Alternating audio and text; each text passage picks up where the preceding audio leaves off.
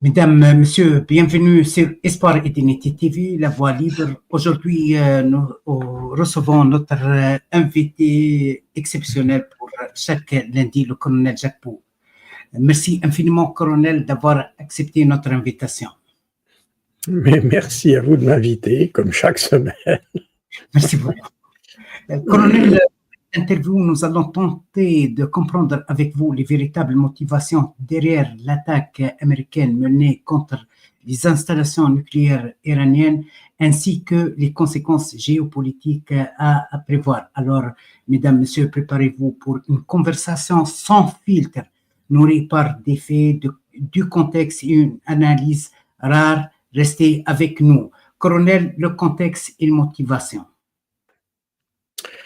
Eh bien, en fait, nous sommes dans la continuation de quelque chose qu'on a déjà évoqué à de nombreuses reprises, qui est l'obstination des Occidentaux en général, des États-Unis, mais probablement au centre de tout ça d'Israël, d'éliminer l'Iran. Alors, c'est cette semaine ce qui m'a fasciné, puisque moi, en réalité, dans toutes ces conversations, le lien qu'il y a entre toutes mes analyses, si je peux dire ça comme ça n'est pas de savoir qui est gentil et qui est méchant, mais c'est de savoir comment est traitée l'information et comment est-ce qu'on arrive à prendre des mauvaises décisions. Et cette semaine, il y a tous les événements dont on va parler, bien sûr, mais il faut comprendre tous ces événements, ou plutôt je les lis à la lueur de deux images que j'ai en tête. La première, c'est celle de Donald Trump, qui, comme on le verra, dit ce que dit Tulsi Gabbard sur la bombe iranienne, ça m'est complètement égal. Et nos services de renseignement sont faux, c'est moi qui ai raison. Ça, c'est la première chose. Et puis la deuxième chose, c'est une interview que j'ai vue d'un journaliste qui m'a d'ailleurs beaucoup critiqué, c'est pour ça que je dis son nom, parce qu'en général, je ne dis pas le nom quand on ne me critique pas, mais c'est Serge Michel de Heidi News, un média qui est très contesté en Suisse, et à juste titre d'ailleurs, et qui s'effondre économiquement, ce qui va très bien d'ailleurs. Mais c'est pas le propos. Ce journaliste qui a été interviewé dans une conversation et qui raconte contre-vérité sur la situation en Iran. Et ça montre en fait que la manière, l'appréhension officielle des événements au Moyen-Orient est filtrée par les médias et mise en œuvre par des politiciens qui en fait n'écoutent pas les institutions qui sont destinées à analyser la situation, mais qui se basent exclusivement sur ce que racontent les médias qui, eux, n'ont pas l'intégrité nécessaire, comme on le verra, pour présenter la situation. Par conséquent, tout ce qu'on a vu, et c'est ce qui est tragique, c'est que ça se traduit par des bombes, n'est-ce pas? Si on s'arrêtait à uniquement des points de vue qui se traduisaient par des échanges dans les hémicycles de nos parlements, il n'y aurait pas de problème, ou pas trop. Mais là, on va un pas au-delà parce que tout ça se traduit par des actions militaires qui se traduisent par des pertes de vies humaines. Et c'est là où le rôle, et c'est pour ça que, en fait, au-delà de tout ce qu'on peut penser, pro-machin, pro-truc, anti-truc, anti-machin, au-delà de ça, ce qui m'intéresse, c'est que notre appréhension de la réalité est basée sur des falsifications. Et ces falsifications se traduisent par des pertes de vie humaines, et c'est pour ça que les journalistes, pas seulement les médias, mais les journalistes en tant que personnes, ont une responsabilité et doivent être tenus responsables de la fausse information ou des fausses informations qu'ils émettent. Et nous y reviendrons d'ailleurs dans cette émission. Donc, ce qu'on a vu cette semaine, on avait rapidement parlé la semaine passée des frappes israéliennes contre l'Iran. Et comme on pouvait s'y attendre, les Américains ont suivi finalement ce que voulaient les Israéliens et ont frappé eux aussi dimanche passé des infrastructures en Iran. Et on va y revenir. Alors, j'aimerais revenir quand même sur l'élément central de toutes ces actions, c'est l'affirmation selon laquelle l'Iran peut avoir la bombe nucléaire dans quelques jours, n'est-ce pas? Parce que tourne autour de ça. Alors, je rappelle que déjà en octobre, alors je pourrais remonter beaucoup plus tôt, hein, mais en octobre 2024, déjà, la CIA américaine disait qu'il n'y avait aucun élément qui permettait de dire que l'Iran était en train de construire une arme nucléaire. En janvier 2025, d'ailleurs, le directeur de la CIA a répété ça, donc il a changé puisqu'on a eu évidemment un changement de gouvernement et le directeur de la CIA est généralement nommé par le président. Par conséquent, il a été, William Burns a été remplacé par M. Ratcliffe. Mais l'ancien directeur a dit qu'il n'y a aucun élément qui permet de dire que l'Iran développe une arme nucléaire. Et puis, on a eu l'évaluation annuelle de la menace par la communauté du renseignement. Donc, la communauté du renseignement aux États-Unis, c'est 17 agences de renseignement, dont la CIA, dont la Defense Intelligence Agency, la NSA, National Security Agency, etc., etc. Il y a 17 agences de renseignement qui sont subordonnées aux différents départements du gouvernement américain. Et ils sont fédérés par ce qu'on appelle l'Office of the Director of National Intelligence, qui en l'occurrence est Tulsi Gabbard, qui ne fait que fédérer.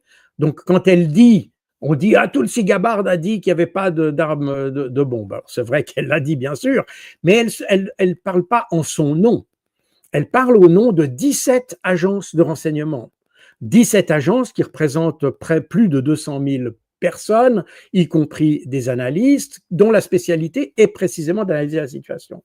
Donc, quand on a toutes ces agences de renseignement qui disent que l'Iran ne produit pas d'armes nucléaires et que Khamenei n'a pas réautorisé le programme d'armes nucléaires suspendu en 2003, c'est qu'il n'y en a pas.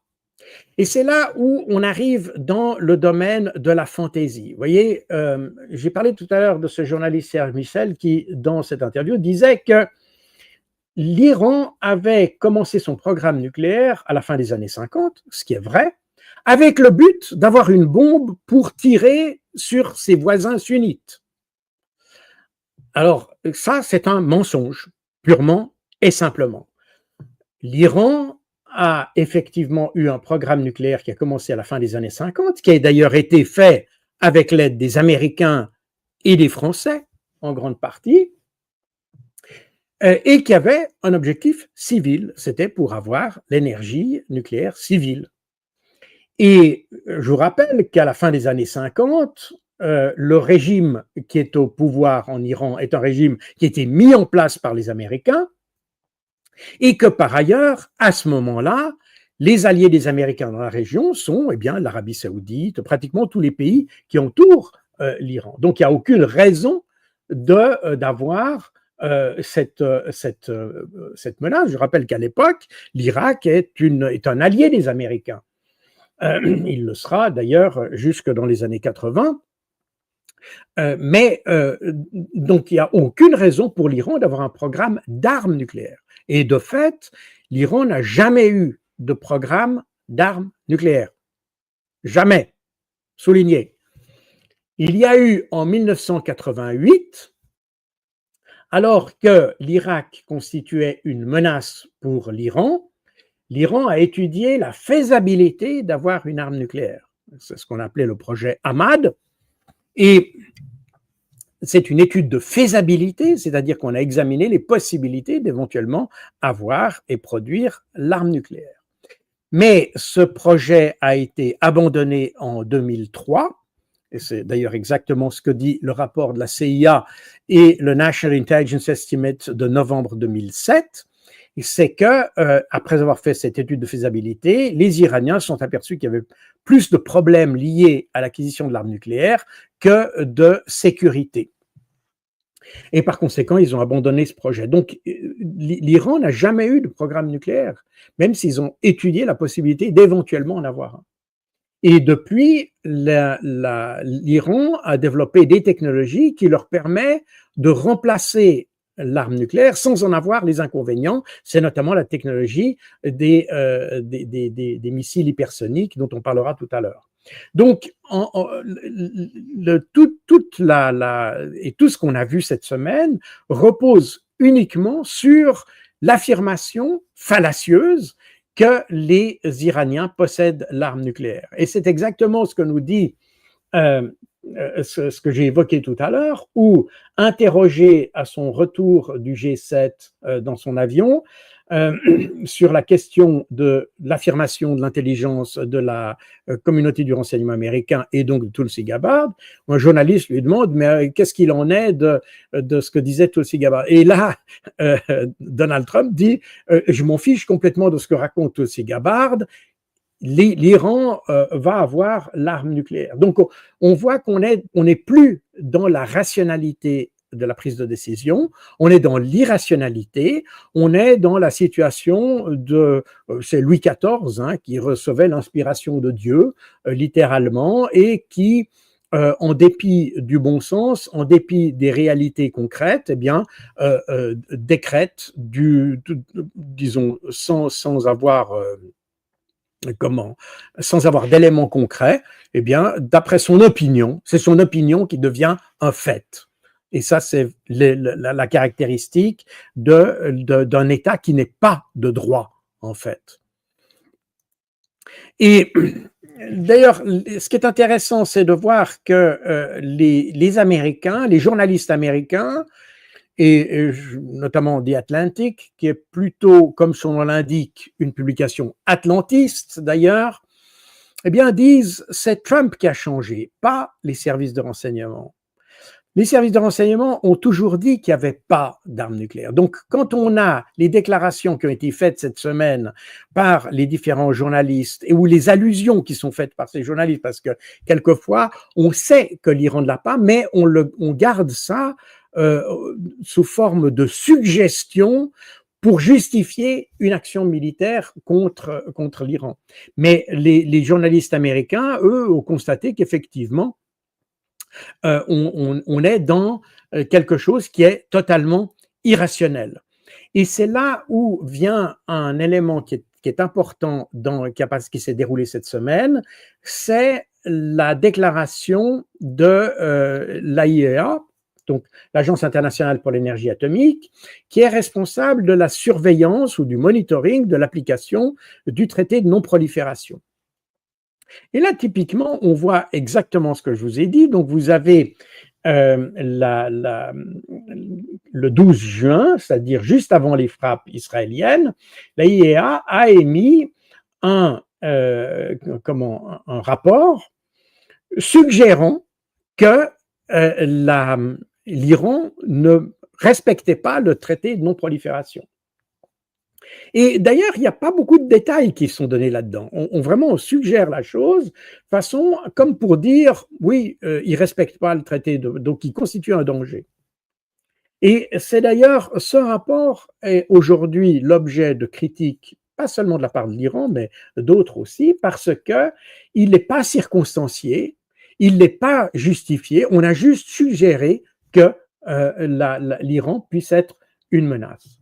Alors, un des éléments qui est pris dans les considérants de ce rapport, c'est le fait que l'Iran ait stocké du combustible nucléaire, c'est-à-dire de l'uranium enrichi. Alors, il faut savoir que avec l'accord, le Joint Comprehensive Program of Action, donc le JCPOA, cet accord qui avait été signé en 2015 par l'Iran d'un côté et l'Union européenne, la France, l'Allemagne, la Grande-Bretagne et les États-Unis, dans cet accord, il était prévu que l'Iran limitait l'enrichissement de l'uranium et ses stocks d'uranium. Et il était prévu que les stocks d'uranium, de façon à ce que l'Iran ne puisse pas les stocker, parce que, n'est-ce pas, l'uranium, on ne l'enrichit pas uniquement pour faire des bombes, on l'enrichit aussi pour d'autres applications, y compris les applications civiles. C'est ce que fait notamment l'Iran. Et l'Iran vend cet uranium enrichi pour des applications à d'autres pays qui ont des applications tout à fait civiles, médicales et autres. Et comme le processus d'enrichissement ne peut pas être stoppé, on est obligé, pour un pays comme l'Iran qui en a fait une activité commerciale, eh bien, on est obligé d'avoir un stock, si vous voulez, un stock tampon, on pourrait dire, qui a été fixé à 300 kilos. Et donc, l'Iran était autorisé à vendre l'uranium enrichi sur le marché au fur et à mesure qu'il le produisait, de façon à ce que le processus d'enrichissement ne soit pas stoppé, ce qui pose un problème technique avec les appareils, le processus d'enrichissement. Le problème est que quand les Américains se sont retirés de l'accord, d'ailleurs ils s'en sont retirés parce que l'AIEA, qui surveillait l'application de cet accord, qui a fait plus de 15 inspections en Iran, s'est aperçu que l'Iran respectait parfaitement les termes de l'accord. Et que par conséquent, comme il était prévu dans l'accord, qu'au bout d'un certain nombre d'années, eh bien, on pouvait relâcher les sanctions sur l'Iran et lui permettre de continuer ses activités. Et pour éviter d'abandonner les sanctions, si vous voulez, Trump s'est retiré de l'accord.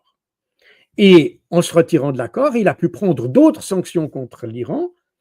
Et les autres pays qui faisaient partie de l'accord, puisque l'Iran était resté dans l'accord avec les autres pays, France, Grande-Bretagne, Allemagne et Union européenne, et Russie, sauf erreur, eh bien, ces pays auraient pu relâcher les sanctions qu'ils avaient contre l'Iran. C'est notamment l'Union européenne et les pays occidentaux.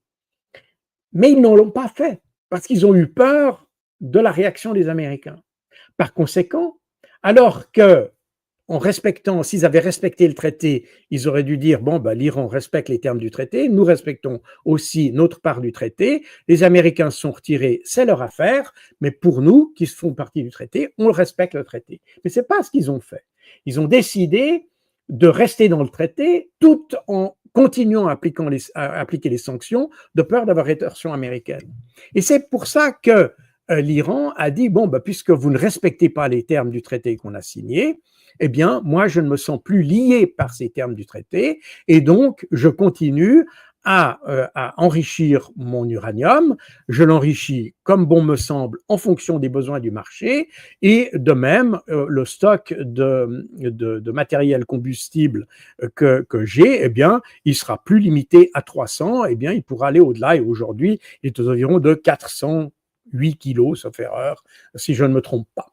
Donc, on n'est pas sur non plus des exagérations. Donc, en fait, l'Iran n'a fait que suivre le traité. Quand tous les autres pays n'ont pas respecté le traité, l'Iran a dit je ne suis plus lié à ça. Néanmoins, comme on l'a dit la semaine passée, l'Iran n'a jamais abordé une phase d'enrichissement de l'uranium qui lui permette d'arriver à l'arme nucléaire. Donc, en principe, on considère que c'est 90% d'enrichissement qui permet de faire une arme nucléaire. Et l'Iran n'a jamais fait ça. D'ailleurs, le maximum que l'Iran a atteint en matière d'enrichissement, c'est 60%. Et le passage de 60% à 90% demande des moyens techniques que je ne sais même pas si l'Iran a d'ailleurs. Donc, et je ne pense pas que l'Iran ait besoin de le faire. Simplement, l'enrichissement à 60% comprend aussi, répond à des besoins du marché, et donc voilà pourquoi l'Iran l'a fait. Mais évidemment, on joue sur cette proximité. Certains journalistes parlent même pas de 90%, ils parlent de 80%, ce qui est faux. On essaye toujours de montrer que l'Iran est très proche de l'arme nucléaire, ce qui est totalement faux.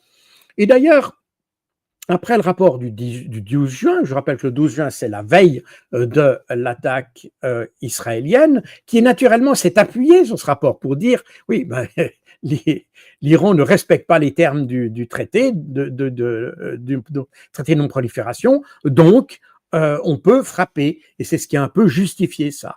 Alors maintenant, évidemment, vous avez un rétropédalage du chef de l'agence de l'AIEA, Raphaël Grossi, qui est un ambassadeur argentin, dont l'intégrité est d'ailleurs extrêmement discutable, et pas seulement discutable, mais extrêmement discutée. Je pense que c'est des gens qui n'ont pas l'intégrité nécessaire pour leur tâche. Déjà, on l'a vu dans les comment dire, les problèmes qu'il y a eu avec la centrale nucléaire de Zaporozhye en Ukraine. On a vu que l'AIEA, qui a normalement un mandat de neutralité et d'impartialité, c'est une agence des Nations Unies, eh bien, elle n'a pas rempli cette condition de neutralité et d'impartialité. Et ici, on continue à avoir la même chose. Alors maintenant, colonel, permettez-moi, colonel, s'il vous plaît, parce que les Iraniens, ils accusent d'une façon officielle et juridique et juridictionnelle le directeur général d'avoir passé des informations sensibles aux Israéliens. Ça, c'est autre chose. Et non, et tout, oui. C'est autre chose. Il ne faut pas tout mélanger. Les informations concernant les ingénieurs, etc., ça, c'est quelque chose que j'ai évoqué la semaine passée. Je l'ai déjà évoqué la semaine passée. Je ne reviens pas là-dessus. Ça fait partie de ces différentes démonstrations de manque d'intégrité qu'on a. Et c'est un peu le problème de ces agences, d'ailleurs, qui sont, vous savez, les gens qui arrivent à la tête de ces agences, ils doivent pratiquement tous être agréés par les États-Unis, puisque les États-Unis sont généralement le principal bailleur de fonds de toutes ces agences, et donc les États-Unis s'arrogent un peu le droit de décider ou d'approuver ou de valider le choix de ces directeurs. C'est la même chose pour le secrétaire général des Nations Unies. On se rappelle les difficultés qu'avait eu Kofi Annan, par exemple, tout simplement parce qu'il n'était pas d'accord avec les États-Unis, et donc pratiquement il s'est fait virer à cause de ça. Et pratiquement toutes les agences, que ce soit l'agence pour les armes chimiques, etc., c'est la même chose. Ils doivent être validés par les Américains, et c'est pour ça qu'on a eu, durant la crise syrienne, il y a une dizaine d'années, l'OACI, pas l'OACI, pardon, c'est le OPCW en anglais, c'est l'agence concerne pour les armes chimiques. Elle était dirigée par un ambassadeur français dont l'intégrité, elle aussi, a été fortement contestée parce que, et d'ailleurs contestée par des gens de l'intérieur de l'agence qui disaient que, en réalité, le directeur de l'agence n'était pas impartial comme son mandat l'exige, mais en fait était un instrument de la politique occidentale au Moyen-Orient, et c'est en grande partie ce qui a contribué à la chute du gouvernement Assad bien plus tard. Mais bref, on va pas revenir là-dessus. Donc il y a un problème avec ces directeurs qui sont des gens qui sont choisis et validés par les Américains, pas choisis, mais validés par les Américains, et qui, d'une certaine manière, doivent retourner l'ascenseur de temps en temps. Et donc, c'est généralement des gens qui n'ont pas une grande personnalité. Ce sont des gens qui n'ont pas le courage de s'opposer. C'est des gens qui sont ambitieux et dont l'ambition, eh bien, ma foi, leur constitue une fenêtre de vulnérabilité, et c'est aussi simple que ça. Et ça se voit partout. J'ai passé 4 ans dans les Nations Unies, je peux vous dire que c'est comme ça que ça marche, et ça marche par pression successive. Vous avez beaucoup trop de gens qui sont vulnérables à ces pressions parce que les Nations Unies sont souvent leur seule porte pour avoir une reconnaissance ou une sorte comment dire, d'avoir des postes intéressants, si vous voulez, pour simplifier. Toujours est-il que le 18 juin, le chef de l'AIEA confirme ce qu'il aurait pu dire dans le rapport avant, qu'il n'y avait aucun élément qui permettait de dire que l'Iran avait une arme nucléaire. Mais néanmoins, tous ces rapports ambigus et alambiqués qui donne une responsabilité à l'Iran sans la définir précisément, tout simplement parce qu'on n'a pas vérifié les choses. Donc, de nouveau, l'absence de fait devient un fait, et par conséquent, on est dans une situation où on a créé littéralement la situation qu'on a maintenant. Et on reviendra sur ces frappes, les frappes qu'il y a entre Israël et l'Iran. Mais ce qui est intéressant, c'est que de nouveau, il faut de nouveau retourner dans les médias américains pour constater que, et de nouveau c'est le New York Times, qui est pourtant pas réputé pro-iranien, mais qui dit que les agences de renseignement américains restent très incertaines sur la capacité de l'Iran à construire une bombe nucléaire, la capacité, la volonté surtout de l'Iran à construire une bombe nucléaire. Donc on sait que l'Iran n'a pas de bombe nucléaire, et c'est sur la base de cette incertitude qu'on continue à faire des frappes. Alors, la question, et c'est là où on voit le mensonge ou l'importance de ce mensonge. Parce que l'intervention israélienne a été expliquée, d'ailleurs bien souvent, y compris d'ailleurs sur votre chaîne par certains, entre guillemets, analystes, qu'il y avait une guerre préventive. Alors d'abord, comme tout le monde l'a dit, la guerre préventive, ce n'est pas un terme juridique, hein, oui, mais c'est un terme de rien du tout en réalité. La guerre préventive, c'est ce qui a été utilisé par George Bush, mais ce n'est pas du tout ce que les Israéliens ont invoqué ici. Ils n'ont jamais invoqué la guerre préventive. C'est totalement faux. Donc, terme juridique ou pas, ce n'est pas la question. Les Israéliens ont invoqué un autre terme, et c'est là où les mots sont précis. Ils n'ont pas évoqué la guerre préventive, ils ont évoqué des frappes préventives. Les frappes préemptives, pardon, même pas préventives, mais ça a été traduit en français par préventive, j'y reviens tout de suite. Et ce terme-là, il a une signification. Il a une signification dans le jargon stratégique militaire, notamment nucléaire. Et peut-être pour comprendre ça, je vous montre ce petit diagramme que vous trouvez dans certains de mes livres d'ailleurs. Et on part, pour comprendre ça, il faut partir du stade de la menace nucléaire. Donc il y a, si vous voulez, avant d'envoyer une arme nucléaire, avant de déclencher son lancement, eh bien il y a tout un processus qui doit être mis en marche, si vous voulez. Il faut d'abord qu'il y ait une intention, ensuite on consulte les experts, etc. L'élément central de tout ça, c'est la décision. Oui ou non, on envoie une bombe nucléaire. Ensuite, une fois qu'on a décidé, on transmet des ordres. Ces ordres sont vérifiés de manière technique pour pas qu'on puisse avoir de piratage et de choses comme ça. On prépare la bombe ou les missiles. Finalement, on lance le missile et puis ce missile vole vers son objectif et finalement, il y a l'explosion. Schématiquement, les différentes phases de la menace nucléaire. Et quand on regarde les contre-mesures, eh bien, on s'aperçoit que on a décomposé ces phases de manière, et de nouveau, là, on est dans le jargon qui a été mis en place depuis les années 50, grosso modo, jusqu'à la fin de la guerre froide, pour définir les différents stades de réponse à la menace nucléaire.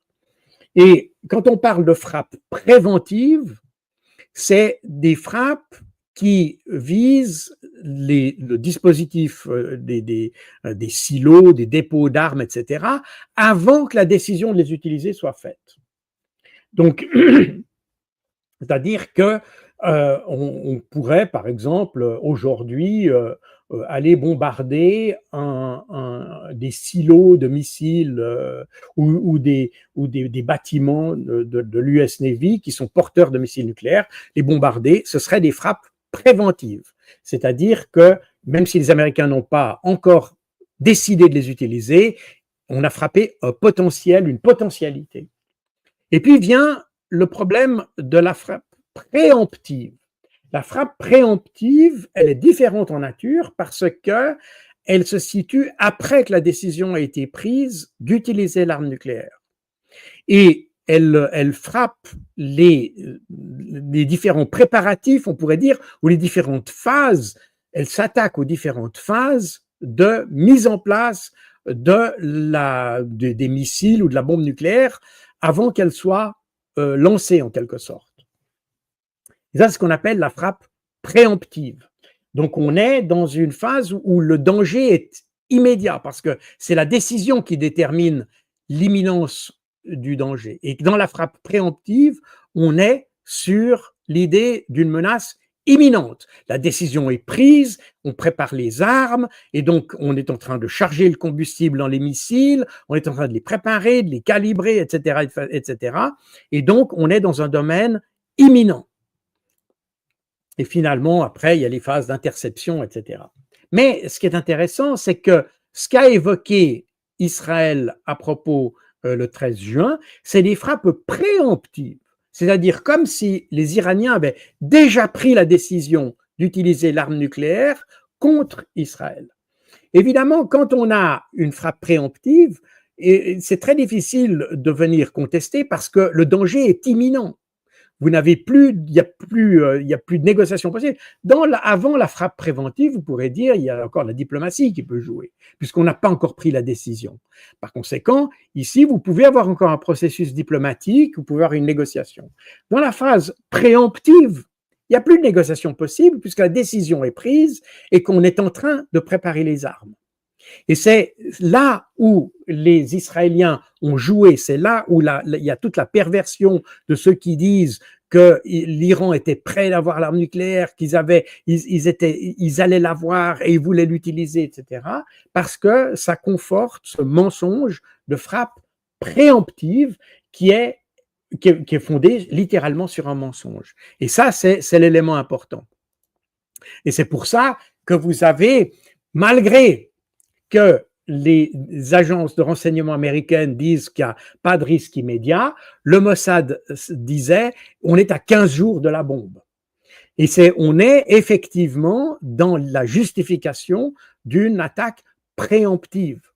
Et c'est là où la précision des termes est importante et c'est là où le rapport de l'AIEA n'est pas honnête dans sa substance parce qu'il laisse entrouverte la porte à une menace imminente contre Israël. Et c'est là où on a quelque chose qui est extrêmement pervers et qui est fortement soutenu par nos journalistes, n'est-ce pas? Alors, on voit bien que l'idée, et d'ailleurs les frappes qui ont été menées par Israël cette semaine, montrent que ce n'est pas vraiment l'arme nucléaire qui est le problème, puisqu'ils attaquent des objectifs civils. Israël a attaqué des hôpitaux, et d'ailleurs on voit que maintenant, je ne sais pas quel est à ce jour le nombre de victimes, mais on s'aperçoit que, alors que l'Iran a frappé très fort Israël, on a aujourd'hui quelque chose comme 20 morts en Israël, alors qu'on en a 10 fois plus, même 11 fois plus, 220 morts en Iran. Et ça montre exactement, d'ailleurs, l'objectif qui est très différent. L'idée de cette préemption nucléaire est tout simplement de la poudre aux yeux. On essaye simplement d'avoir comme d'ailleurs on le voit dans le Jerusalem Post, et d'ailleurs on est là avant les frappes de dimanche, les frappes américaines, et de nouveau, Trump doit aider Israël à finir le travail pour démanteler le régime de Khamenei. Donc on est sur, l'objectif n'est pas l'arme nucléaire, parce qu'on sait que les Iraniens ne l'ont pas, mais c'est de provoquer un changement de régime à Téhéran. Et c'est là où on est particulièrement malhonnête. On utilise le prétexte de l'arme nucléaire pour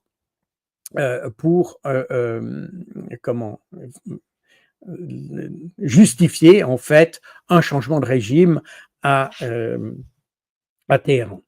Donc ça me semble très important de rappeler parce que ça montre combien nos médias, la duplicité de nos médias, si vous voulez, et de leur malhonnêteté aussi, parce qu'on sait très bien quel est l'objectif de la chose. Et d'ailleurs, pour revenir à Serge Michel, il parle d'ailleurs pratiquement de triomphe israélien et de victoire israélienne, et que le régime de Téhéran est détesté par tout le monde, et que très rapidement, on va avoir une révolution et on va avoir un renversement du régime. Alors, ce qui est intéressant, c'est que ça, c'est la vision de Serge Michel, mais quand on regarde ce que voient les Israéliens, eh bien, ils voient exactement l'inverse.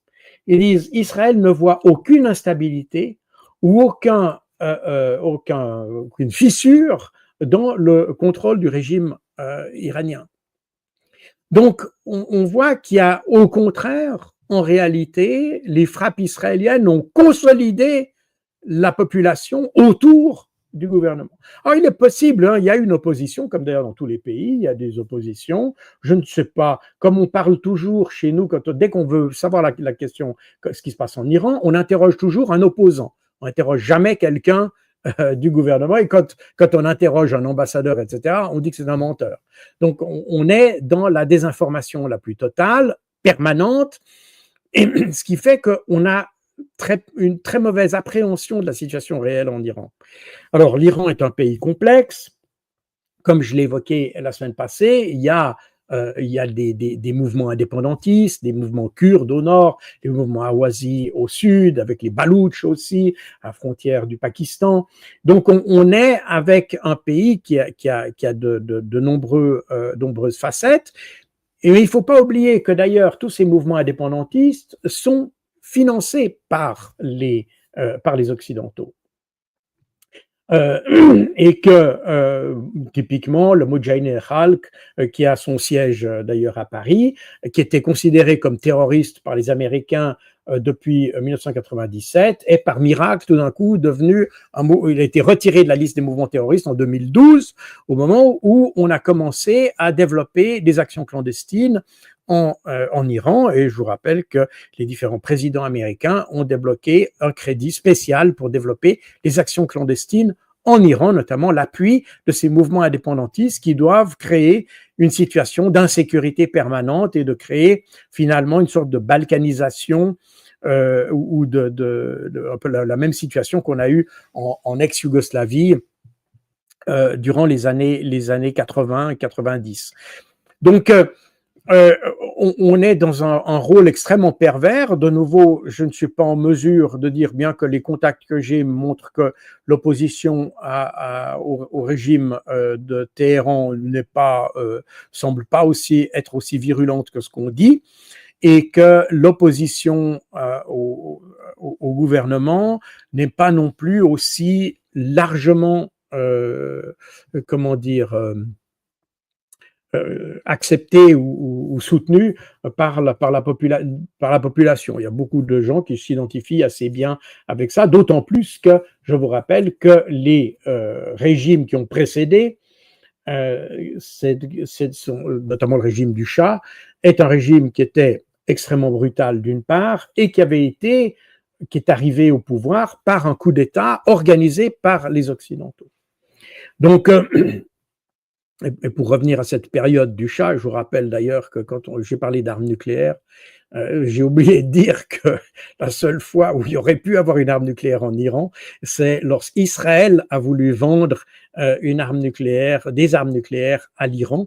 C'était en 1978 et c'était l'opération Tzor, une opération israélienne qui visait à fournir une arme nucléaire au nez et à la barbe des Américains d'ailleurs, à l'Iran, de façon à ce qu'eux puissent bombarder l'Irak, qui à l'époque était l'ennemi des Israéliens. Mais ce projet n'a finalement jamais vu le jour. Mais bref, donc simplement pour dire, il n'y a effectivement jamais eu de projet nucléaire. Mais bref, pour revenir à ce que je disais, cette opposition, on la surévalue beaucoup, et donc on a pensé qu'il y avait les frappes israéliennes allaient déclencher un processus, et ça n'est pas le cas apparemment. Le gouvernement iranien semble avoir la situation bien en main, et la population semble d'ailleurs même être assez en faveur, puisqu'on a vu d'ailleurs des pétitions circuler dans le pays pour que le gouvernement sorte du traité de non-prolifération et ait un processus d'acquisition d'armes nucléaires. Donc ça veut dire que l'effet causé par les frappes israéliennes puis américaines a exactement l'effet inverse et la population, elle, se trouve finalement beaucoup plus derrière ces dirigeants qu'on pourrait l'évaluer. Donc voilà.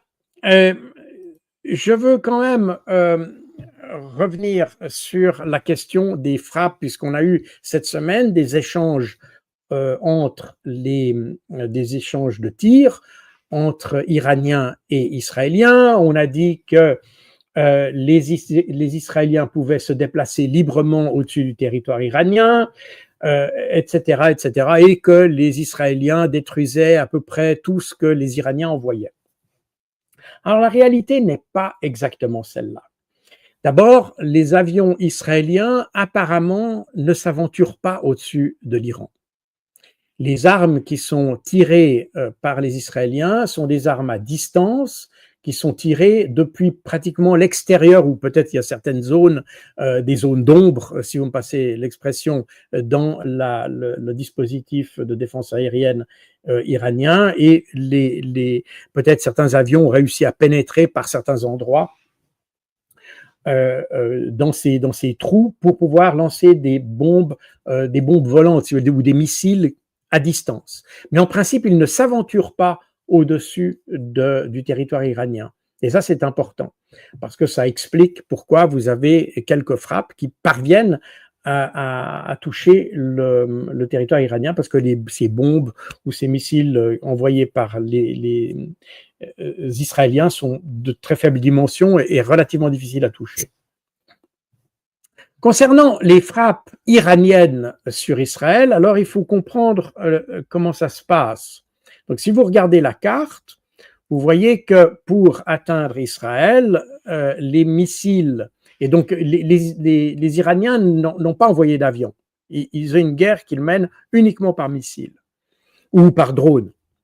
Et pour aller jusqu'à Israël, eh bien, ces missiles doivent franchir les espaces aériens de l'Irak, de la Syrie et de la Jordanie, qui sont 3 pays où les Américains ont des bases aériennes et où, à partir de cet espace aérien, ils essayent de détruire les missiles en vol sur leur trajectoire vers Israël. Alors, c'est évidemment valable pour les missiles de croisière et valable pour les drones qui seraient envoyés en direction d'Israël. C'est plus difficile pour les missiles balistiques parce que la trajectoire des missiles balistiques est beaucoup trop haute pour que les Américains puissent les atteindre. Mais c'est effectivement depuis des bases jordaniennes et irakiennes principalement que les missiles sont détruits en vol. Et puis, il y en a quand même certains qui parviennent en Israël. Et c'est là où la chose est intéressante parce que ce qu'on observe, on peut dire ce qu'on veut, n'est-ce pas, que oui, il y a une grande partie des missiles qui sont détruits, etc. On parle de Iron Dome qui ne fonctionne pas. Alors, j'avais déjà expliqué ça l'année passée quand on a parlé des opérations True Promise, True Promise, comment vous l'appelez, 1 et 2, ou promesses véritables 1 et 2, où on a, pour la défense aérienne israélienne, on a en réalité pas simplement le dôme de fer, mais on a un ensemble de systèmes. Et vous avez un système à plusieurs couches, si vous voulez. Et vous avez, dans la couche inférieure, vous avez le dôme de fer, qui en fait a été conçu surtout pour intercepter les drones et les missiles envoyés par la résistance palestinienne. Donc, il a surtout une efficacité. Horizontalement, c'est une efficacité à 70 km. En hauteur, c'est beaucoup moins, évidemment. Je ne connais pas exactement la hauteur d'activité, mais on est sur quelques milliers de mètres, c'est tout. Donc voilà, donc Iron Dome n'est pas fait pour intercepter les missiles balistiques iraniens, ça c'est important de le dire, mais pour des missiles très différents. Et puis vous avez le David Sling qui lui est destiné à intercepter des missiles de croisière, des choses qui avancent à vitesse relativement basse, si on peut dire ça comme ça, et à des altitudes moyennes. Et puis vous avez le dispositif ou le système de missiles ou le système Arrow, alors dans sa déclinaison 2 et 3, la déclinaison 3 étant apparemment la plus performante, qui est destinée à intercepter les missiles balistiques qui viennent d'altitudes beaucoup plus élevées. Donc on est sur 3 systèmes, mais on remarque que ces 3 couches ne fonctionnent pas vraiment quand on observe les choses. Et quand on regarde les chiffres, si on regarde les chiffres, vous voyez que effectivement, vous avez, là, je vais réduire mon image comme ça, voilà, on va faire comme ça. Vous avez grosso modo 1/10 des missiles iraniens qui passent à travers. Alors, vous voyez que dans les premiers jours, les Iraniens ont envoyé une grande quantité de missiles et qu'ils ont par après, ils ont réduit le nombre des missiles qu'ils ont envoyés, mais ils les envoyaient plus régulièrement, si vous voulez. Ici, on ne voit pas la répartition horaire de manière très nette sur ce graphique, mais en réalité, ce qui s'est passé, c'est que et en gros, si vous comparez et vous calculez la fréquence, vous apercevez que grosso modo, on reste dans cette proportion de 1 à 10. On était ici 1 à 10, ici on est un peu plus de 1 à 10 qui passe à travers les mailles du filet. Mais ce qui est important de dire, parce que les chiffres ne reflètent pas exactement la réalité, l'idée des Iraniens, c'est que tout ce qui est en rose ici, qui a été détruit, sont des engins qui sont envoyés pour être détruits. Ils ne sont pas destinés à atteindre leur objectif. Ils ont pour objectif d'attirer la défense antiaérienne et de saturer la défense antiaérienne israélienne. Et quand vous regardez les impacts qui arrivent au sol, vous remarquez que les Iraniens ont touché les centres de renseignement, les centres de décision militaire, finalement tous les centres importants. Par conséquent, ça veut dire que les Iraniens savent très très bien qu'une grande partie de ce qu'ils envoient, et ils envoient d'ailleurs des missiles très différents, ici on ne voit pas la qualité des missiles, mais vous pouvez dire que pratiquement ce qui est rouge ici sont les missiles hypersoniques, et le reste c'est des missiles de plus vieille génération qu'ils envoient de façon à ce que ça occupe la défense antiaérienne, ça occupe les radars, ça perturbe aussi le mécanisme de décision, parce qu'il faut, à des moments, il faut choisir quelle cible on va toucher, etc. Et ça ouvre la porte pour atteindre les réels objectifs. Et on remarque que les objectifs stratégiques importants, finalement, sont tous touchés. Par conséquent, ça montre que les Iraniens ont une stratégie que j'avais d'ailleurs déjà expliquée l'année passée, qui est extrêmement fine, qui va au-delà des chiffres. Alors évidemment, la propagande peut dire, oui, les Iraniens, pratiquement tout ce qu'ils envoient, 90% de ce qu'ils envoient est détruit. Oui, mais voilà, ça fait partie de la stratégie qu'il soit détruit. Et le but, c'est que ce qui est en rouge ici soit les objectifs réels voulus par l'Iran. Et c'est ça qui est intéressant, et ça explique pourquoi, d'ailleurs, les objectifs qui sont touchés par les Iraniens font beaucoup moins de morts que les objectifs tirés par les Israéliens. Les Israéliens visent la population civile parce qu'ils visent un changement de gouvernement, ils cherchent à créer une crise politique en Iran. Les Iraniens ne cherchent pas une crise politique, ils cherchent à affaiblir militairement Israël.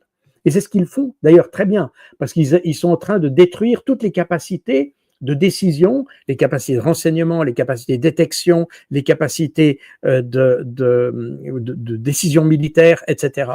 Et donc, on a en définitive, au-delà des chiffres, une stratégie iranienne qui est beaucoup plus efficace qu'on pourrait l'imaginer. Et quand on parle alors des missiles hypersoniques, on parle évidemment de 2 types principaux de missiles. C'est les missiles Fatah 1 et Fatah 2, qui ont la particularité d'avoir, qui ont la particularité d'avoir des ogives. Vous remarquez qu'on a, si vous regardez les missiles, vous voyez qu'ils ont 2 parties. Hein. Ici, on le voit très nettement. Une partie avant qui a des ailettes et une partie arrière qui finalement n'est que le propulseur. Et ce qui vient frapper Israël, ce sont ces éléments-là qui sont marqués en jaune. Et typiquement, avec le Fatah 1, c'est un appareil qui a un moteur qui est monté sur une rotule qui permet d'orienter si vous voulez, la direction du moteur et qui permet comme ça à cette ogive de manœuvrer très rapidement au dernier moment et ainsi de tromper lorsqu'un missile est envoyé pour le détruire. Eh bien, le missile iranien fait une manœuvre brusque et puis le missile de défense, missile Arrow par exemple, eh bien, il part dans la nature et souvent d'ailleurs il retombe sur Israël d'ailleurs. Beaucoup de dégâts que vous voyez en Israël sont en fait des missiles israéliens qui sont retombés sur la population. Donc, on a des missiles assez sophistiqués. Le Fatah 2 est un tout petit peu différent que le Fatah 1. Le Fatah 1, c'est un missile balistique hypersonique, j'allais dire presque conventionnel. Et puis le Fatah 2, vous voyez que la configuration de cet appareil est un peu différente. Elle est une configuration un peu dissymétrique. Et cette configuration permet à l'ogive de planer et d'avoir le comportement un petit peu comme un avion de petite dimension jusqu'à son objectif. Et puis, tout récemment, eh bien, on a différents types de missiles que les Iraniens ont utilisés, qui sont beaucoup plus gros que les autres. Et vous remarquez que l'usage de ces missiles est intervenu très récemment dans le processus, parce que d'abord, il fallait éliminer tous les missiles, si vous voulez, la défense antiaérienne aujourd'hui israélienne, elle est en extrême difficulté. Et aujourd'hui, ils doivent vraiment réfléchir à deux fois chaque fois qu'ils envoient un missile et prendre parfois une décision un peu cornélienne de savoir s'ils gardent le missile pour un objectif plus dangereux plus tard ou bien s'ils gaspillent un missile Arrow pour tout de suite. Et ça, c'est la situation d'Israël aujourd'hui. C'est la raison pour laquelle on est très loin du triomphe et de la victoire israélienne. En réalité, aujourd'hui, on s'aperçoit que ce sont les Israéliens qui demandent des négociations. Donc, mais on va y revenir. Un autre aspect qui est important, c'est que les missiles Arrow, comme tous les missiles israéliens, ils sont dépendants, et ils sont fabriqués d'ailleurs aux États-Unis, en partie aux États-Unis, et ils dépendent de terres rares qui sont fournies par la Chine. Or, la Chine a déclaré un embargo sur les minerais, les matériaux rares qui seraient utilisés par l'industrie de l'armement américaine. Et c'est le cas notamment du missile Arrow, qui est fabriqué par Boeing, et qui aujourd'hui, Boeing n'a plus les éléments de base pour pouvoir réaliser ces missiles. Et on voit aujourd'hui d'ailleurs que les terres rares, si vous voyez aussi ce diagramme qu'on a ces dernières années, vous voyez que durant le mois de mai, pardon, vous avez une chute drastique des importations ou des exportations chinoises, respectivement des importations américaines de terres rares. Et aujourd'hui, les Américains n'ont plus de quoi fabriquer ces terres rares. Et ces terres rares sont assez importantes. Si vous prenez par exemple un avion F-35, eh bien, il y a 400 kilos de terres rares dedans. Ce qui veut dire que c'est quand même un élément critique. Et aujourd'hui, les Chinois sont en train de faire un embargo tel que les Américains ne parviennent plus à soutenir l'effort de guerre israélien. Et donc, on s'approche, on est vraiment dans une guerre d'attrition qui touche évidemment Israël bien plus qu'elle ne touche l'Iran. Et l'Iran n'a pas besoin de détruire Israël. Et d'ailleurs, la stratégie de l'Iran à l'égard d'Israël, c'est pas de détruire Israël, et c'est pas de détruire la population, détruire les hôpitaux, comme on l'a vu toutes ces dernières semaines en Israël de la part d'Israël, qui ont touché des hôpitaux, comme je l'ai dit, un peu partout dans le pays, comme ils ont fait d'ailleurs à Gaza. Hein. La première cible, et d'ailleurs il y a un rapport des Nations Unies qui explique que la stratégie israélienne, elle est fondée sur le ciblage des institutions médicales, des structures médicales. C'était le cas à Gaza, et c'est la même chose à l'égard de l'Iran. Les Iraniens n'ont pas du tout cette même stratégie. Ils font utiliser des armes, en fait, ils rendent Israël sans défense. Et c'est effectivement, aujourd'hui, Netanyahou constate que son pays est en train de s'affaiblir et de devenir tellement faible qu'à un moment donné, excusez-moi de l'exprimer comme ça, mais on pourra récolter Israël comme un fruit mûr parce qu'il n'aura tout simplement plus les moyens de se défendre, et c'est ce que font les Iraniens. C'est donc une stratégie à long terme. Et d'ailleurs, on le voit parce que même des officiers israéliens, du renseignement israélien, on dit on s'attendait à avoir 5000 morts. D'ailleurs, c'est assez intéressant de voir que les Israéliens ont lancé une opération en s'attendant à une réponse iranienne, mais en s'attendant à ce que cette réponse fasse au moins 5000 morts en Israël. Donc, ça montre aussi un petit peu l'état d'esprit des Israéliens qui sont prêts à sacrifier leur propre population aux ambitions de leurs dirigeants. Mais laissons ça de côté pour l'instant. Mais ce qu'il y a d'intéressant, c'est que les Israéliens s'attendaient à avoir énormément de victimes, or il n'y en a pratiquement pas. Parce que les Iraniens ont la capacité de choisir leurs objectifs parmi les objectifs militaires qui, précisément, à l'inverse de ce que font les Israéliens depuis d'ailleurs leur existence, où ils visent systématiquement des femmes, des enfants, des vieillards, et systématique, depuis 1947. Je vous rappelle que le seul enfant qu'on a mis au four, c'était pas le 7 octobre 2023, c'est en avril 1948, fait par des Israéliens. C'est un enfant palestinien qui est allé dans un four à pain d'un boulanger. Donc, on voit que la philosophie iranienne est totalement différente de celle des Israéliens, et c'est finalement ce qui donne ce côté, et probablement qui donne le soutien à l'Iran par rapport à le soutien politique international par rapport à Israël, qui est un pays qui malheureusement aujourd'hui a détruit, complètement ruiné sa réputation, et est devenu un pays qui est devenu gentiment, qui devient un pays paria. On a évoqué, vous allez me dire, certains vont dire, oui, mais ils ont touché un hôpital, l'hôpital Soroka. Totalement faux de nouveau. Et si vous regardez la carte des objectifs, eh bien, on a évidemment que les Israéliens ont dit que l'hôpital Soroka avait été visé par les Iraniens. Or, la réalité, elle est très différente. En réalité, ce qui s'est passé, c'est que les Iraniens ont visé un centre, le centre de la guerre électronique, pourrait-on dire, pour l'appeler comme ça, c'est le centre de cyberguerre et guerre électronique de l'armée israélienne. C'est à partir de ce centre que sont faites toutes les opérations, cyber-opérations, soit à Gaza, soit ailleurs dans le monde d'ailleurs. Et puis le campus du renseignement des forces israéliennes. Donc le centre médical se trouve entre les deux, et ce sont bien ces objectifs qui ont été ciblés, et il y a eu des effets de souffle et des effets de destruction. En fait, il y a eu des dommages collatéraux. J'ai pas vu d'ailleurs qu'il y a eu des morts, il y en a peut-être eu, je ne sais pas, mais je n'ai pas vu qu'il y a eu des morts ici, parce que ça n'était pas l'objectif des Iraniens. Et donc, il est important de comprendre cette mécanique. Les Iraniens ne cherchent pas à viser la population israélienne,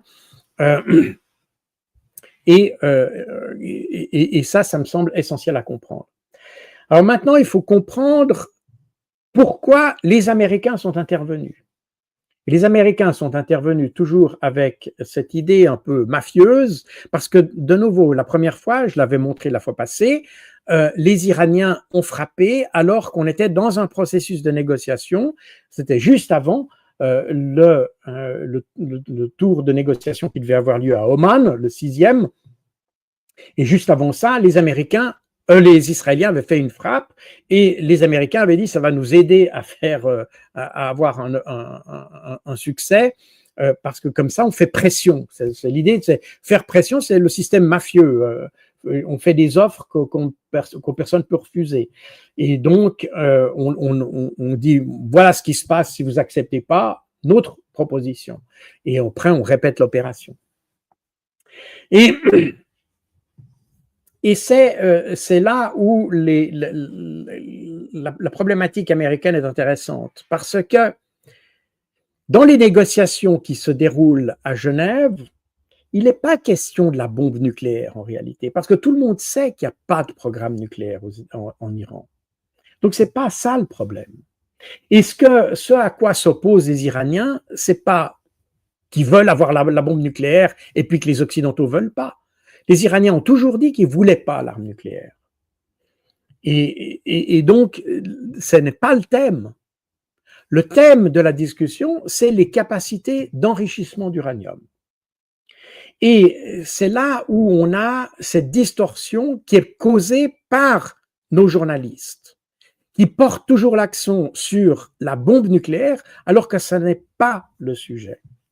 Et quand on voit d'ailleurs hier, donc hier 22 juin, les Américains ont frappé l'Iran et immédiatement on a eu Kaja Kallas et Ursula von der Leyen qui ont fait des tweets.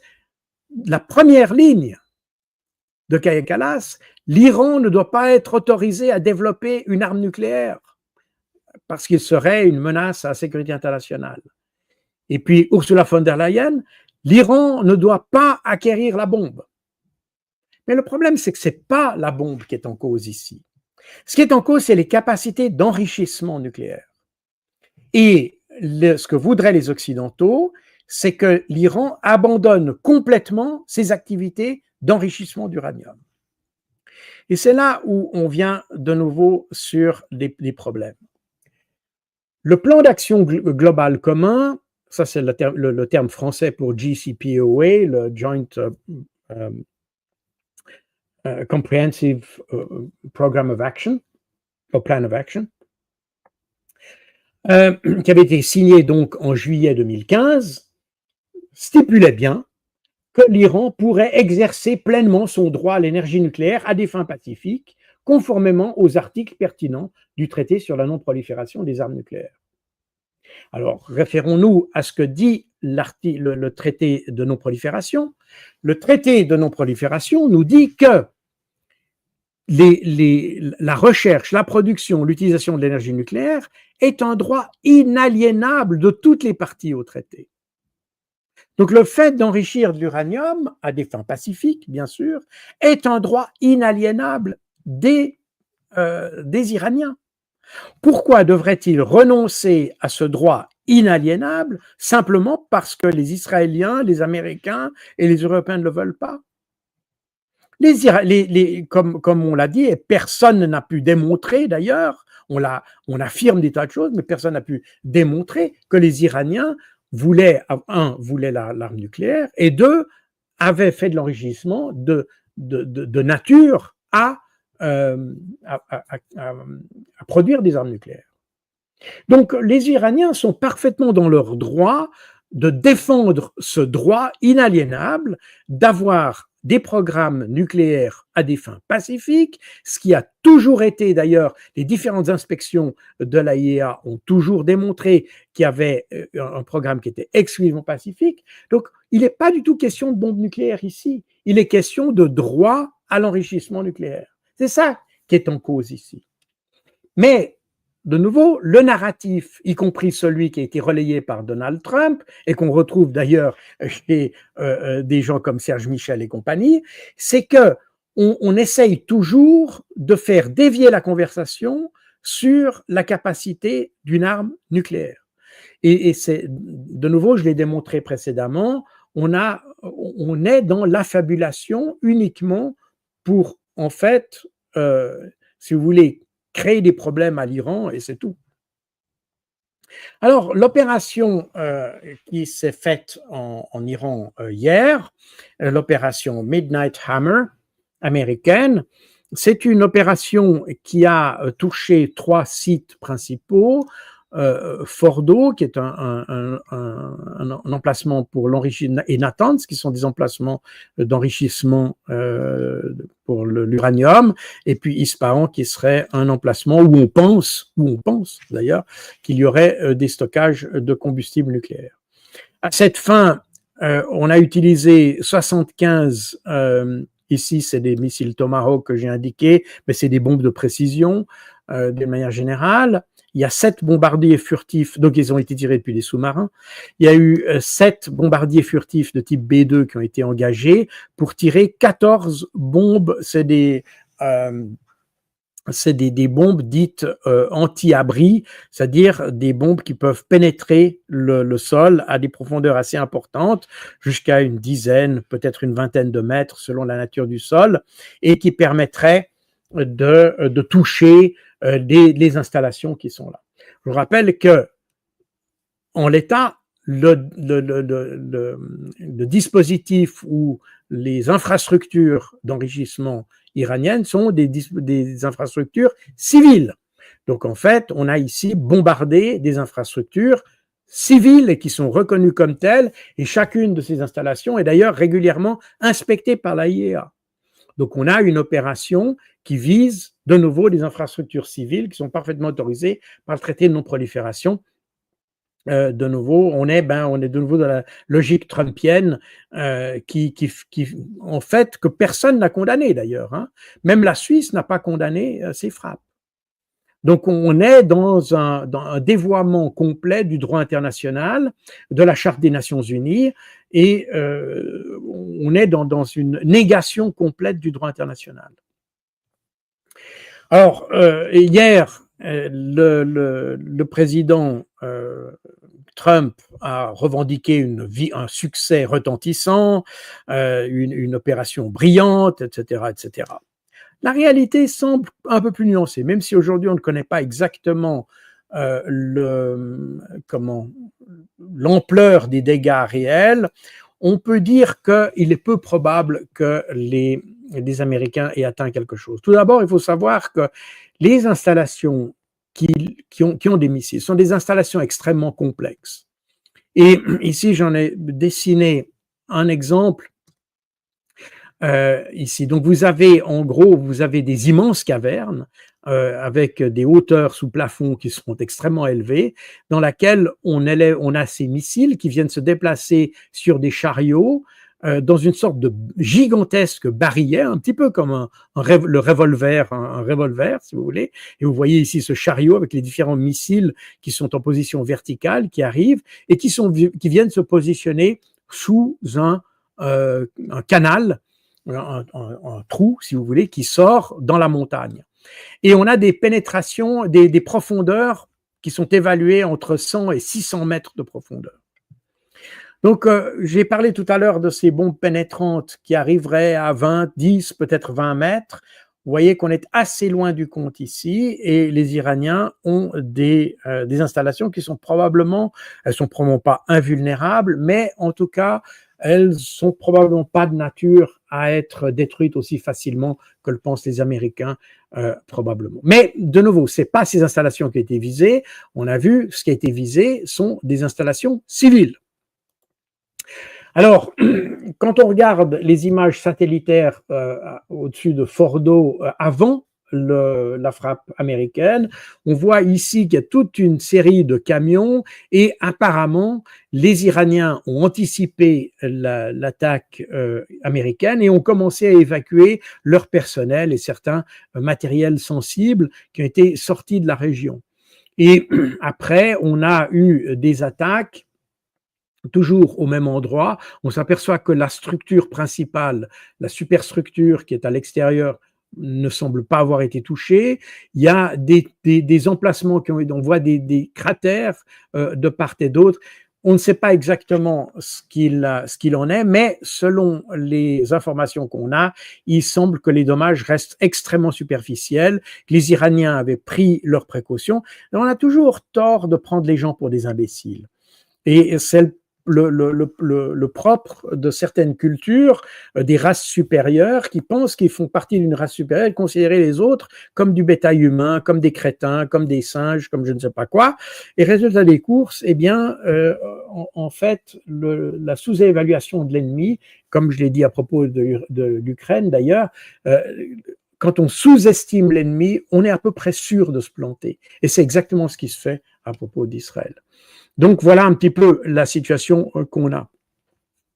Et puis, on a hier également, le ministre de la Défense américain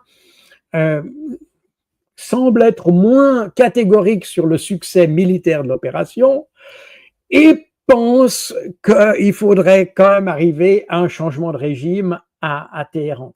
Donc, on voit que après avoir vanté le succès militaire, on relativise un petit peu après, puis que finalement, il faudrait revenir sur une stratégie de changement de régime, ce qui signifie en clair qu'on n'a pas de succès. Alors, quelles sont les conséquences de tout ça? Et je terminerai là-dessus. Eh bien, tout d'abord, ce qu'on a, c'est que de nouveau, je vous rappelle qu'on avait un processus de négociation à Genève entre les Européens et l'Iran et que la frappe, l'opération Midnight Hammer est arrivée exactement au milieu de ce processus de négociation. Par conséquent, les Iraniens, et c'est d'ailleurs ce que le ministre des Affaires étrangères iranien a déclaré dans une conférence de presse, il a dit « Comment voulez-vous qu'on ait confiance dans la diplomatie si, alors qu'on est dans un processus de négociation, les Occidentaux et les Israéliens viennent nous frapper ?» Quand on est dans un processus de négociation, eh bien, précisément sur ces sujets-là, il n'y a pas de raison de venir en rajouter une couche. Et on voit que les Occidentaux ne considèrent pas le processus de négociation comme étant sérieusement que les Européens prennent sérieusement ce dispositif. D'ailleurs, il y a une chose qui est intéressante quand on parle de ces négociations et de la position des Occidentaux. À Genève, dans les discussions entre l'Iran et l'Union européenne, la position de l'Iran, c'est que Israël doit arrêter ses attaques avant qu'il puisse y avoir une négociation. Et les Européens disent à l'Iran, non, vous devez négocier et ensuite Israël s'arrêtera. Et c'est intéressant parce que c'est exactement l'opposé de ce que les Européens disent à la Russie concernant ce que disent les Européens à la Russie concernant l'Ukraine. Donc, ils ont la position faite de l'Iran pour ce qui est de l'Ukraine. Ils disent que c'est la Russie qui doit arrêter de combattre avant qu'il y ait des négociations. N'est-ce pas? Et donc on est dans une situation, les Européens ont exactement la position diamétralement opposée à ce qu'ils ont concernant l'Ukraine, ce qui est assez amusant. Ceci étant, les Iraniens ont constaté que la diplomatie ne sert à rien parce qu'elle est là uniquement pour cacher des opérations militaires, et c'est ce qu'on a vu d'ailleurs constamment depuis pas seulement dans le conflit entre Israël et l'Iran, mais également dans le conflit entre Israël et ses voisins. C'est systématiquement comme ça, c'est-à-dire que les négociations, respectivement les accords qui sont faits, sont uniquement là pour permettre à Israël de récupérer son souffle et d'attaquer par la suite de nouveau. Donc on est sur une diplomatie qui est finalement exploitée par Israël uniquement pour mieux combattre plus tard, si vous voulez. C'est pas pour résoudre la crise. Et ça, les Iraniens l'ont très bien compris, et je pense que les Iraniens ont compris également qu'avec un pays qui va utiliser chaque opportunité et même chaque victoire diplomatique pour relancer son opération, je pense que les Iraniens ont compris que maintenant, il fallait donner un coup beaucoup plus important à Israël, le mettre dans une situation où, malgré les négociations, après les négociations, Israël n'est plus capable de mener un conflit. Et ça, je pense que c'est important, et ça va dans la même direction de ce que j'ai dit tout à l'heure, c'est-à-dire d'affaiblir Israël au point où il est obligé de demander, non pas pour reprendre son souffle, mais il est obligé de demander des négociations parce qu'il est plus capable de faire la guerre. Et je pense que ça, c'est la solution qu'il faut avoir. C'est d'ailleurs la solution que les Russes commencent à adopter avec l'Ukraine. C'est pour ça que Vladimir Poutine disait pour les Ukrainiens, we have to finish them off, c'est-à-dire il faut les terminer. Et c'est la seule solution avec un adversaire qui ne prend pas la négociation comme un élément de solution de conflit, mais qui prend la négociation uniquement comme un élément de montée en puissance en quelque sorte. Ceci étant, les Iraniens ont compris également qu'ils vont devoir répondre. Ils vont devoir montrer que l'opération n'est pas sans conséquences. Alors, ça va de nouveau être un jeu d'équilibriste assez délicat de la part de l'Iran, comme ils l'ont démontré d'ailleurs dans les opérations Promesse véritable 1 et 2, et même 3, on pourrait dire. C'est-à-dire, il faut répondre suffisamment fort pour montrer aux Israéliens et aux Occidentaux que l'Iran a la capacité de répondre et ne se laisse pas faire, mais pas trop fort pour que ça déclenche un véritable conflit régional avec une implication, cette fois-ci, directe des Américains et des Occidentaux dans un conflit qui serait plus général que ça. Et par conséquent, il y a un jeu de dosage extrêmement délicat que je pense les Iraniens sont capables de mener. Et une des actions qui apparemment a été approuvée par le Parlement iranien, mais doit encore être approuvée par le Conseil de sécurité iranien, c'est le blocus du détroit d'Ormuz. Alors certains ont dit oui, mais ça ils le feront pas parce que ça gênera les Chinois, les Russes et les alliés. Mais ce que vont probablement faire si les Iraniens décident de bloquer le détroit d'Ormuz, qui est ici sur ma carte, qui va de l'océan Indien au golfe Persique, ce passage-là qui est extrêmement étroit, qui est facile à bloquer, les Iraniens vont pas bloquer toute la circulation, mais ils vont faire un filtrage. C'est-à-dire qu'ils vont permettre à leurs alliés de passer, tout en interdisant à leurs adversaires de passer. Et ainsi bloquer l'approvisionnement, notamment en produits pétroliers, des pays occidentaux, notamment des Américains, mais de laisser leurs alliés pouvoir circuler librement. Un peu comme l'avaient fait les Houthis d'ailleurs. Hein, quand on a, évidemment, de nouveau, on est de nouveau là prisonnier de notre narratif. Les Houthis, en mer Rouge, ont fait la même chose, c'est-à-dire ils ont fait un embargo contre les bateaux qui se dirigeaient vers le port d'Eilat en Israël. Mais ils n'ont pas empêché les autres bateaux de passer. Donc c'est pas, on a fait représenter les Houthis comme étant une menace au commerce international, etc. Non, c'est pas une menace au commerce international, c'est une menace contre le commerce vers Israël, avec un but très précis d'ailleurs, c'était qu'Israël se conforme à un accord de cessez-le-feu avec les Palestiniens. Donc, on est dans un objectif de protection des civils qui a été fait par les Houthis. Et les Houthis ont fait ce triage. Ils ont parfaitement fait ce triage. D'ailleurs, les Américains l'ont bien compris, puisque quand ils ont fait, après avoir tenté d'écraser les Houthis, ce qu'ils ne sont pas arrivés à faire d'ailleurs, ce qui montre d'ailleurs que s'ils ne sont pas arrivés à écraser les Houthis au Yémen, il y a peu de chances qu'ils arrivent à écraser l'Iran là aussi. Donc, il y a des réflexions à se faire à ce niveau-là aussi. Mais les Américains, lorsqu'ils ont vu qu'ils n'arrivaient pas à combattre les Houthis, bien, ils ont fait un accord avec les Houthis. Et dans cet accord, il est prévu que les Houthis continuent ce qu'ils avaient à faire, mais ils ne combattraient pas les navires américains. Donc ça veut dire que les Américains sont parfaitement conscients que les Houthis arrivent à faire ce tri sélectif, si vous me passez l'expression, en mer Rouge. Et par conséquent, si les Houthis arrivent à faire un tri sélectif en mer Rouge, il est fort probable que les Iraniens arrivent aussi à faire un tri sélectif en matière d'accès au golfe Persique et la sortie du golfe Persique. Et donc, j'ai confiance dans le fait que les Iraniens sont suffisamment pondérés pour mener une menace juste ce qui est nécessaire pour faire passer leur message.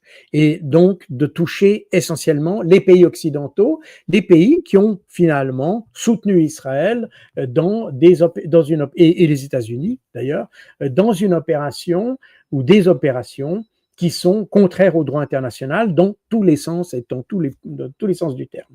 Donc Israël, qu'on ne vienne pas dire ils ont le droit de se défendre, non, c'est eux qui ont déclenché les hostilités, c'est pas la question de ce droit de défendre. Israël ne peut pas invoquer le droit à se défendre en termes du droit international puisque c'est eux qui ont attaqué. Donc, l'Iran a le droit de se défendre.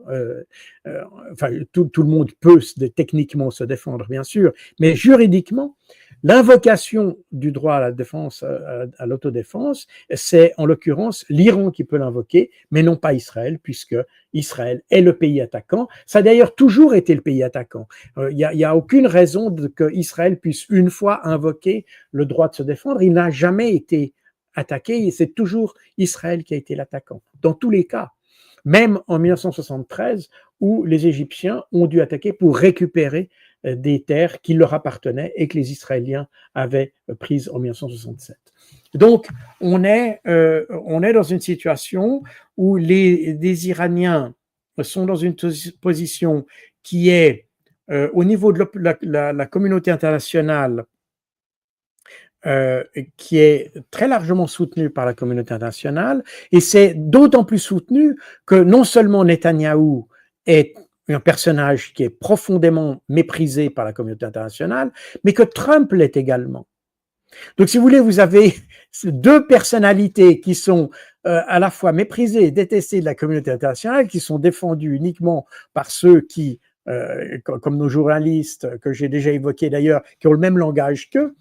Mais il y a deux impopularités qui se juxtaposent dans ce conflit et qui font que l'Iran a finalement beaucoup plus de sympathie. Et tout ça s'ajoute au phénomène de l'Occident contre le reste du monde, etc., etc., l'incapacité des Européens à avoir un langage cohérent en faveur de la paix, etc., etc., etc. Donc tout ça, en fin de compte, bénéficie directement ou indirectement aux Palestiniens, aux Iraniens et d'une certaine manière dessert à la fois les États-Unis, les Européens et bien entendu Israël qui là a joué à mon avis les plus mauvaises cartes qu'il puisse jouer et qui a fait que consacrer le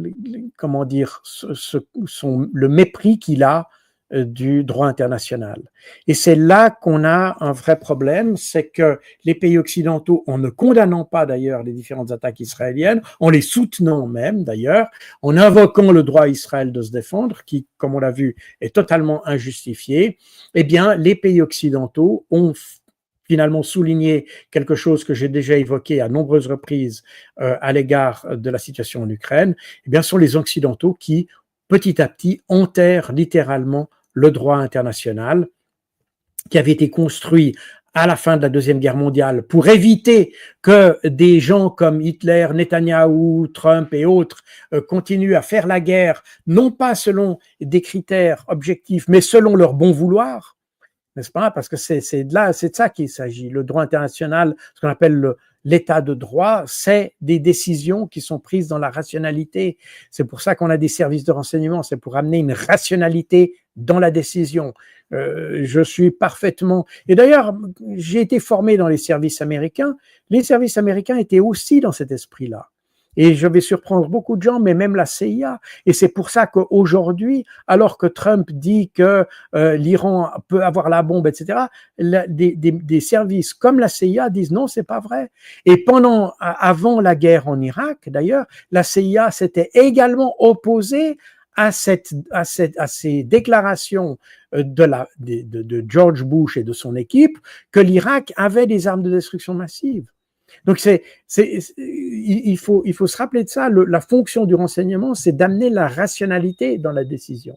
Alors ça ne veut pas dire que cette rationalité ait toujours eu de bons résultats. Hein. J'ai été, si vous lisez mes différents livres, vous verrez que je suis très critique par rapport à ça.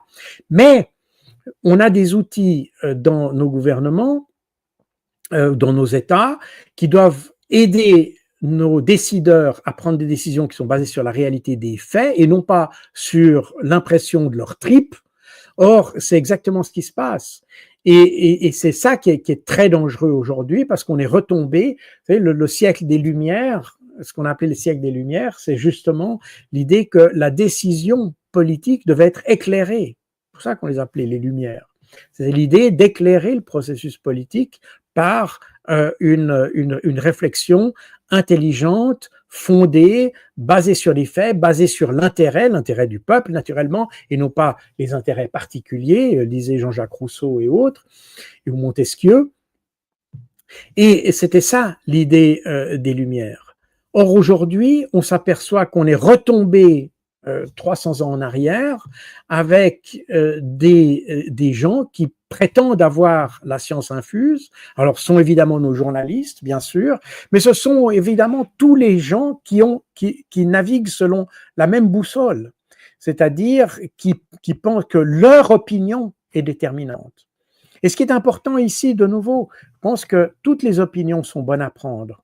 Mais dès lors qu'il s'agit de prendre une décision politique, elles ne doivent pas être basées sur les tripes. Elles doivent être basées sur une réflexion, elles doivent être basées sur une appréciation de situation, basée sur les faits. Et ce que je reproche à nos médias, c'est que d'abord, ils condamnent le débat qui pourrait amener justement des réflexions différentes à s'opposer sur la scène politique, sur la scène publique, et permettre de ce fait d'avoir une vision plus holistique, plus globale de la situation, avec des avis pour et contre. Moi, je ne suis pas contre le fait que des gens prétendent que l'Iran est une bombe. La question est qu'on interdit à ceux qui disent qu'ils n'ont pas de bombe de le dire. Donc, on falsifie l'information et j'ai dit au début de cette interview que je ne citais les noms des journalistes que ceux qui m'ont attaqué personnellement parce que c'est des gens qui ont effectivement eu exactement ça. C'est-à-dire que c'est des gens qui vous condamnent simplement parce que vous ne pensez pas comme eux. Et c'est ça qui est contraire à la démocratie.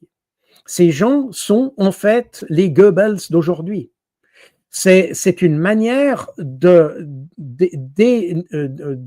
débarrasser l'espace public d'un débat. Alors, peu importe si le régime d'Iran est gentil, méchant, tout ça n'intervient pas là-dedans. Tout ça, c'est des affaires. Les Iraniens ont le droit à avoir le gouvernement qui leur plaît. S'ils ne sont pas contents, ils font leur révolte. Mais ce n'est pas à nous de leur imposer un régime, c'est pas à nous de venir leur dire c'est pas le bon régime pour vous, il faut vous révolter, on va vous aider à vous révolter. C'est pas à nous de le faire. C'est à eux, et rassurez-vous, les Iraniens, les Russes, les Chinois et autres sont suffisamment intelligents, et souvent même beaucoup plus intelligents que nous pour pouvoir ça. Et quand je vois tout ce qu'on raconte, j'aurais pu venir sur les événements de Tiananmen dont on a fêté. On aurait dû fêter au début juin les événements, qui sont des mensonges qui aujourd'hui ces mensonges sont devenus des réalités, auxquelles les journalistes eux-mêmes croient d'ailleurs. Donc on a une perception du monde et du reste du monde qui est basée exclusivement sur des discours fallacieux, et c'est comme ça qu'on provoque finalement le déséquilibre. C'est exactement ce qu'ont fait les Américains au Moyen-Orient, et ont créé des situations qui aujourd'hui sont devenues des situations inextricables, qui ont provoqué des milliers de pertes humaines, et tout ça pour rien du tout. Et je pense que nos journalistes sont co-responsables de ça, doivent être tenus comme co-responsables de ça, et le fait d'accepter et même de justifier des frappes au milieu comment dire, alors que on a un pays qui n'a, comment dire, on fait des frappes contre quelque chose dont le pays est innocent, si vous voulez. Typiquement avoir la bombe nucléaire. Et qu'on justifie ça, c'est du terrorisme, et c'est chez nous, ça s'appelle terrorisme intellectuel, c'est du terrorisme d'État, si on le prend du point de vue des Américains, etc. Donc, là, il doit y avoir un retour à la rationalité dans notre manière d'aborder les problèmes. Cette rationalité, elle ne peut être obtenue que par une pluralité de discours dans l'espace public, et c'est pour ça que je participe à cette chaîne, parce qu'elle contribue à ça, parce que sur le reste dans les médias mainstream, comme on les appelle, eh bien, cette liberté de ton n'existe pas. On veut une pensée unique, il y a des méchants et des gentils, et tout se fait en fonction d'une détermination a priori des gentils et des méchants. C'est pas comme ça que le monde fonctionne. Merci infiniment, Colonel Jacques, tout l'honneur toujours pour nous de vous recevoir, de vous entendre, de suivre vos analyses et vos réactions. Mesdames, Messieurs, je vous invite à interréagir, à continuer à commenter, à interréagir avec les analyses du colonel Jacques et j'espère vous trouver prochainement. Merci infiniment, colonel, et à bientôt. Merci à vous et à une prochaine. Merci.